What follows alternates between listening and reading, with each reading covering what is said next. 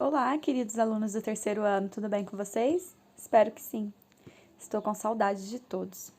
Então vamos lá, para a nossa atividade da semana 3 do PET 3. Então, o tema dessa semana é linguagem teatral. Vocês vão encontrar nas páginas 157 a 161. São 4 atividades. Para vocês desenvolverem essas atividades, é importante vocês relembrarem que linguagem teatral é aquela utilizada nos textos teatrais ou dramáticos, que são escritos para serem representados. E os gêneros teatrais, os mais conhecidos, são comédia, tragédia e tragicomédia. A dramaturgia é o nome que a gente utiliza para as representações teatrais. E os dramaturgos são aqueles que escrevem os textos a serem encenados pelos atores. Os textos teatrais, eles são geralmente divididos em atos e cenas, que aí apresentam diálogos e ausência do narrador. Em cada encenação teatral, a gente pode considerar alguns elementos essenciais, como, por exemplo, o tempo, que ele é classificado em 3 maneiras, como, por exemplo, tempo real, em que ele decorre a narrativa, o tempo dramático, que é o tempo em que acontecem os fatos da narrativa, e o tempo da escrita, ou seja, quando a obra foi produzida. Nesse sentido, a obra teatral ela pode ter sido escrita no século XX, que é o tempo da escrita, por exemplo, mas pode abordar fatos do século XVII, que seria o tempo dramático. Outro elemento importante citar é o espaço. Por exemplo, o espaço cênico é onde tudo acontece. Pode ser uma rua, um palco tradicional, pode ser uma casa, um castelo, escola, qualquer espaço. Aí vai depender da proposta que nós temos quanto a essa peça teatral.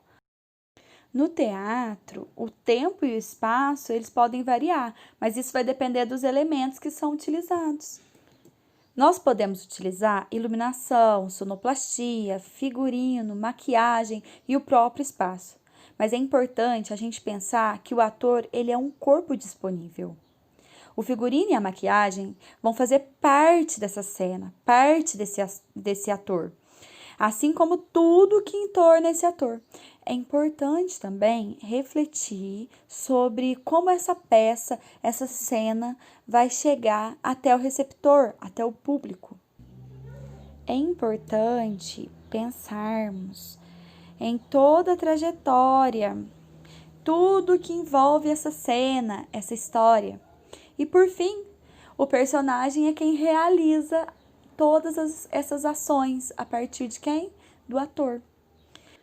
O ator, ele é responsável por grande parte do teatro, mas ele não é o único. É importante lembrar que existe um roteirista, um escritor, que a gente chama de dramaturgo, né? E também toda uma ideia que percorre a cena.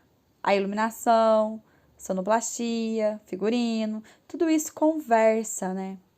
Então agora nós vamos falar um pouco sobre os gêneros teatrais. A auto surgiu na Idade Média, na Espanha, por volta do século XII. É uma peça curta, geralmente de conteúdo religioso ou profano, e simbólico, uma vez que os seus personagens eles não eram humanos, e sim eram entidades abstratas, caracterizadas pela hipocrisia, bondade, luxúria, virtude, dentre outras. Eram representadas por ocasiões de grandes festas religiosas, nos pátios ou no interior das igrejas e muitas vezes nas praças. Temos a tragédia, que é o gênero teatral que aborda questões importantes quanto ao significado da existência humana. Na tragédia, o herói ele sempre sofre sem culpa. Ele tem um destino traçado e o seu sofrimento é irrefutável. Como, por exemplo, vou dar um exemplo aí de mitologia grega. O Édipo, ele nasce com o destino de matar o pai, Laio, e de se casar com a mãe. Aí é um exemplo de uma história mitológica totalmente trágica. Aí já a comédia tem o propósito de provocar riso no espectador, tanto pelas situações cômicas, pela caracterização de tipos e costumes, tanto pelo absurdo da história.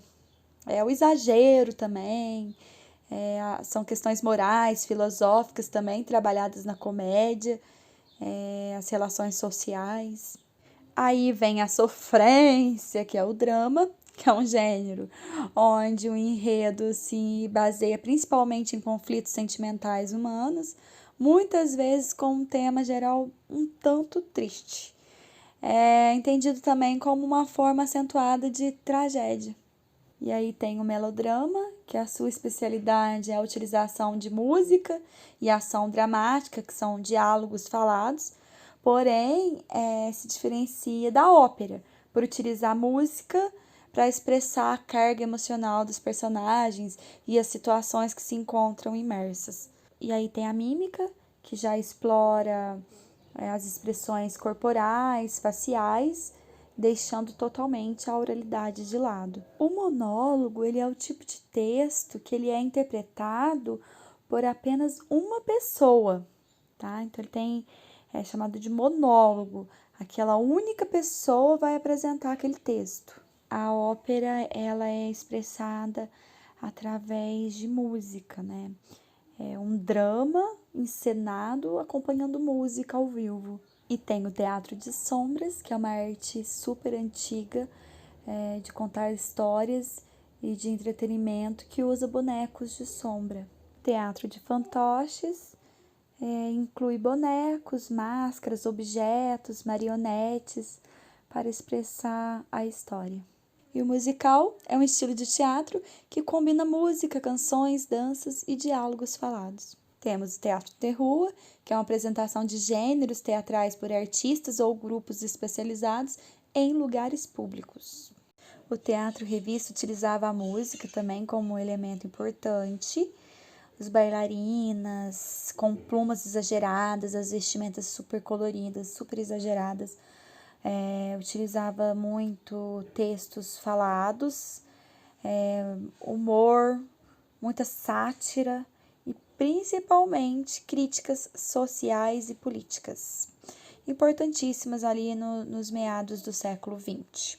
Bom, pessoal, eu tentei ser o mais breve possível aí, resumir ao máximo. E aí vocês vão resolver a número 1, a 2, a 3 e a 4 com base nos ensinamentos daqui do vídeo. Caso vocês também queiram consultar os links que irei disponibilizar logo abaixo desse vídeo. Um abraço a todos, se cuidem e até breve.